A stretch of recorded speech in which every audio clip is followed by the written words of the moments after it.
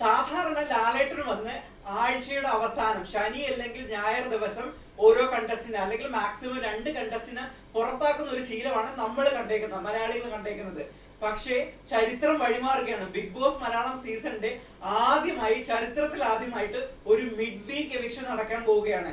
അതായത് ലാലേട്ടൻ വരാതെ തന്നെ 3 ദിവസത്തിനുള്ളിൽ 2 പേര് പുറത്തായിരിക്കും. എന്താണ് പെട്ടെന്ന് ബിഗ് ബോസ് ഇങ്ങനെ ഒരു തീരുമാനം എടുക്കാനുള്ള കാരണം? ഷോയ്ക്ക് വേണ്ടത്ര റേറ്റിംഗ് കിട്ടുന്നില്ല ഈ നിലവിലുള്ള കണ്ടസ്റ്റൻസിനെ കൊണ്ട്. ഈ ഒരാഴ്ച നിങ്ങളൊന്നും ഹാപ്പി ഇല്ലേ? അതായത് ഇപ്പോഴുള്ള കണ്ടസ്റ്റൻസിന്റെ പെർഫോമൻസ് കാരണം ആരും ഹാപ്പി ഇല്ലേ? അതോ ബിഗ് ബോസ് 7ന്റെ പണി കൊടുക്കാനുള്ള പ്ലാനിലാണോ? ഇതെല്ലാം നമുക്ക് ചർച്ച ചെയ്യാം. അതിനു മുമ്പായി PVM ടോക്ക് വിത്ത് പ്രശു എന്ന യൂട്യൂബ് ചാനലിലേക്ക് എല്ലാവർക്കും സ്വാഗതം.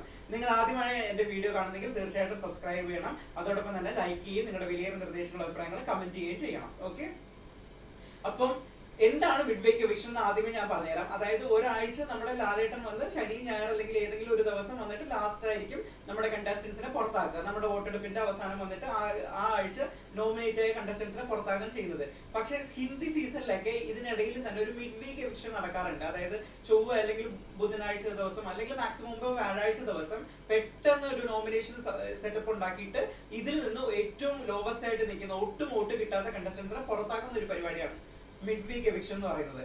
സോ ഇവിടെ നമ്മുടെ മലയാളത്തിലും ആ സംഭവം വരാൻ പോവുകയാണ്. അപ്പം ആക്ച്വലി നമ്മൾ ഒരാഴ്ചയായിട്ട് നിങ്ങൾ തന്നെ ഒന്ന് ആലോചിച്ച് നോക്കുക, നമ്മൾ ഒരാഴ്ചയായിട്ട് ഒരുപാട് കണ്ടസ്റ്റൻസ് ഇപ്പോഴും മുന്നിലേക്ക് ഇറങ്ങി കളിക്കാത്ത ഒരുപാട് പേരുണ്ട് അല്ലെ? പ്രത്യേകിച്ച് ഇന്ന് നോമിനേഷനിൽ വന്നവർ തന്നെയാണ് മെയിൻലി ഉള്ളവര്. ആരും അവരൊന്നും മുന്നിലോട്ട് ഇറങ്ങി കളിക്കുന്നില്ല. കുറച്ച് ആൾക്കാർ മാത്രമാണ് ഷോയ്ക്ക് വേണ്ടി ഏതെങ്കിലും തരത്തിലൊരു കോൺട്രിബ്യൂഷൻ നടക്കുന്നത്. അത് നിങ്ങളിപ്പോ സോഷ്യൽ മീഡിയ നോക്കിയാൽ തന്നെ നിങ്ങൾക്ക് മനസ്സിലാവും. ചിലര് നന്നായിട്ട് ഗെയിം കളിക്കുന്നുണ്ട്, ചിലര് ഒട്ടും ഗെയിം കളിക്കുന്നില്ല, ചിലരെ കാണാൻ പോലും കിട്ടുന്നില്ല.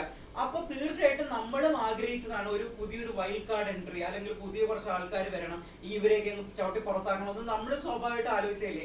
അതുപോലെ തന്നെയാണ് ഇത്തവണ ബിഗ് ബോസും ആലോചിച്ചിരിക്കുന്നത്. മാക്സിമം പോയ വ്യാഴാഴ്ച, ഈ വ്യാഴാഴ്ചക്കുള്ളിൽ 2 പേരെ പുറത്താക്കിയിരിക്കും.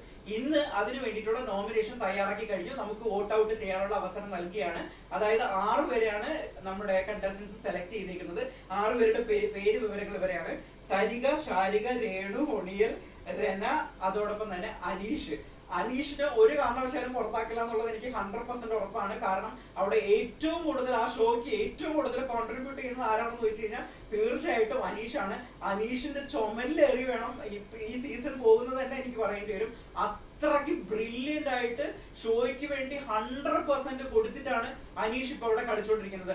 അനീഷിന്റെ 7 അയലത്ത് കളിക്കുന്ന വേറെ ഒരു കണ്ടസ്റ്റൻസും അവിടെ ഇല്ല. ഇനി അഥവാ ഉണ്ടെങ്കിൽ തന്നെ അനീഷ് സമ്മതിക്കാനും പോകുന്നില്ല അനീഷിന്റെ അത്ര കളിക്കാൻ. ഇന്ന് അവിടെ ആരോ പറയുന്നത് കേട്ടു, ബിഗ് ബോസിന്റെ അനിയനാണോ അനീഷ് എന്ന് വരെ തോന്നിപ്പോകുന്നത്. തീർച്ചയായിട്ടും എനിക്കും തോന്നിയിട്ടുണ്ട്. അനീഷ് അത്ര ആക്റ്റീവ് ആയിട്ടാണ്. ഇതുപോലെ ബിഗ് ബോസിന്റെ ഒരു ഫാൻ പോലും ഇത്രയും ഡെഡിക്കേറ്റഡ് ആയിട്ട് കളിക്കുന്നത് ഞാൻ കണ്ടിട്ടില്ല. അത്ര പവർഫുൾ ആയിട്ടാണ് അനീഷ് കളിക്കുന്നത്. ഇനി ബാക്കിയുള്ളവരെ പേര് വന്നു കഴിഞ്ഞാൽ എനിക്ക് പുറത്താകണമെന്ന് ആഗ്രഹമുള്ളവരിൽ സരികയുണ്ട്, ഒണിയിലുണ്ട്, അതോടൊപ്പം തന്നെ ഷാരികയുണ്ട്, രേണു ഉണ്ട്. ഇവരിൽ 4 പേരിൽ 2 പേര് പുറത്താകണമെന്നാണ് എന്റെ ആഗ്രഹം. കാരണം എന്ന് വെച്ച് കഴിഞ്ഞാൽ ഇവര് പ്രത്യേകിച്ച് ഷോയ്ക്ക് വേണ്ടിയിട്ട് ഒരു കോൺട്രിബ്യൂഷൻ നൽകുന്നില്ല. ഇന്ന് രേണു പറയുന്നത് നിങ്ങൾ കേട്ടായിരുന്നോ? എനിക്ക് ഇതിൽ നിന്ന് പോകാൻ ഒരു താല്പര്യവും ഇല്ല, എനിക്ക് പോയാൽ മതി, എനിക്ക് പ്രത്യേകിച്ച് ഒന്നും ചെയ്യാനില്ല. ഡേ 1 മുതൽ ഞാൻ ശ്രദ്ധിച്ച കാര്യമാണ്. രേണുവിന് ഒരു ഇൻട്രസ്റ്റും ഇല്ല. സംഭവം പുള്ളിക്കാരിക്ക് അറിയത്തില്ല, ഗെയിം എന്താണെന്നുള്ളത് പുള്ളിക്കാരിക്ക് അറിയത്തില്ല എന്നാണ് തോന്നുന്നത്. അതുകൊണ്ട് തന്നെ പുള്ളിക്കാരിക്ക് ഒരു ഇൻട്രസ്റ്റും ഇല്ലാത്തതായിട്ട് ഓപ്പൺ ആയിട്ട് ക്യാമറയുടെ മുമ്പിൽ തന്നെ ബാക്കിയുള്ളവരോടൊക്കെ പറയാണ്. അത് നമ്മൾ ലൈവിലായിട്ട് കാണുകയും ചെയ്തു, അതോടൊപ്പം തന്നെ ടെലികാസ്റ്റ് ചെയ്യുകയും ചെയ്തു. അപ്പൊ നമ്മൾ പ്രേക്ഷകർ ആലോചിക്കണം, ഇത്രയും നല്ലൊരു ഷോ നമ്മൾ ഇത്രയും ഇതായിട്ട് കാണുമ്പോഴത്തേക്ക് അതിന് അത്രയും ക്വാളിറ്റി ആയിട്ടുള്ള കണ്ടസ്റ്റൻസ് അല്ലേ അവിടെ നിൽക്കേണ്ടത്. ഇത്തരത്തിലുള്ള എനിക്ക് വീട്ടിൽ പോകണം, എനിക്ക് നിൽക്കാൻ പറ്റത്തില്ല എന്നൊക്കെ പറഞ്ഞ് നിൽക്കുന്നവരെ ഫാൻ ബേസ് ഓർത്തിട്ട് അവിടെ നിർത്തണം എന്നുള്ളത് നിങ്ങൾ 2 വട്ടം ആലോചിക്കണം. ഇങ്ങനെയുള്ളവരെയൊക്കെ തീർച്ചയായിട്ടും പുറത്താക്കണമെന്ന് തന്നെയാണ് എന്റെ ആഗ്രഹം. പിന്നെ അതോടൊപ്പം തന്നെ ഞാൻ പറഞ്ഞല്ലോ, ഒനിയലിനോടും എനിക്ക് ഒരു താല്പര്യമില്ല. പുള്ളിക്കാരൻ അവിടെ ചുമ്മാ കുക്ക് ചെയ്യാൻ പോയിട്ടുള്ളതായിട്ടാണ് എനിക്ക് തോന്നിയത്. സോ ഒരാഴ്ച എന്തായാലും കുക്ക് ചെയ്തു, ഇനി അവിടെ നിൽക്കുന്നതിന് ഒരു യോജിപ്പും എനിക്ക് തോന്നുന്നില്ല. അതോടൊപ്പം തന്നെ നമ്മുടെ കലാഭവൻ സരിക, പുള്ളിക്കാരിയും വലുതായിട്ട് ഒരു കോൺട്രിബ്യൂഷൻ കൊടുക്കുന്നില്ല. ശാരികയ്ക്ക് വേണമെങ്കിൽ ഒരു അവസരം കൂടി കൊടുക്കാം, കാരണം ഒരു പൊട്ടൻഷ്യൽ ഉള്ള ആളായിട്ട് തോന്നിയിട്ടുണ്ട് ശാരിക. അതുകൊണ്ട് തന്നെ ശാരിക അവിടെ കുറച്ചും കൂടി നിൽക്കട്ടെ എന്നുള്ളതാണ് എന്റെ വ്യക്തിപരമായ അഭിപ്രായം. നിങ്ങൾ എന്തായാലും യുക്തിപരമായി നിങ്ങൾക്ക് തോന്നുന്നതനുസരിച്ച് തീർച്ചയായും വോട്ട് ചെയ്ത് പുറത്താക്കണം ഇവരെയൊക്കെ. അത് കഴിഞ്ഞിട്ട് മെയിൻ നോമിനേഷൻ നടന്നു. മെയിൻ നോമിനേഷനിലേക്ക് വന്നിരിക്കുന്നത് ശൈത്യ, നെവിൻ, ഗിസീൽ, ബിൻസി, ആര്യൻ, അനുമോള്, അതായത് നമ്മുടെ അഭിലാഷ് ഒഴിച്ച് ബാക്കി എല്ലാ കണ്ടസ്റ്റൻസും. നേരത്തെ തന്നെ നമ്മുടെ ഷാനവാസും അക്ബറും നോമിനേറ്റഡ് ആയിരുന്നല്ലോ. സോ ബാക്കി എല്ലാവരും, അഭിലാഷ് മാത്രമാണ് ഈ സീസണിൽ ഈ വീക്കിലേക്ക് സേവ് ആയിരിക്കുന്നത്. ഇനി രണ്ടാമത് പറയാനുള്ളതെന്ന് പറഞ്ഞാൽ നമ്മുടെ ഗിസൈലിന്റെ കാര്യമാണ്. ഗിസൈലിനെ കാണണമല്ലോ, ബിഗ് ബോസിന് ഇന്നത്തെ ഷോ കുറച്ച് നേരത്തേക്ക് നിർത്തി വെക്കേണ്ടി വന്നു. കാരണം എന്താണെന്ന് അറിയോ, പുള്ളിക്കാരി ഫുൾ റൂൾ ബ്രേക്ക് ചെയ്തുകൊണ്ടിരിക്കുക. രാവിലെ മുതൽ പുള്ളിക്കാരിക്ക് കൊടുത്ത ഡ്രസ്സ് പുള്ളിക്കാരി ഇട്ടിട്ടില്ല. ഇതിന്റെ പുറകെ നടന്ന് അനീഷ് മാത്രമല്ലാതെ വേറെ ഒരു മനുഷ്യന്മാരവിടെ ശബ്ദം ഉയർത്തുന്നില്ല. അനീഷ് പുറകെ നടന്ന് ടോർച്ചർ ചെയ്യുന്നുണ്ട്. നിങ്ങൾ റൂൾ ബ്രേക്ക് ചെയ്യുന്നില്ലേ, നിങ്ങൾ എന്താ കാണിക്കുന്നത്, നിങ്ങൾ മറ്റേത് കാണിക്കുന്നില്ലേ.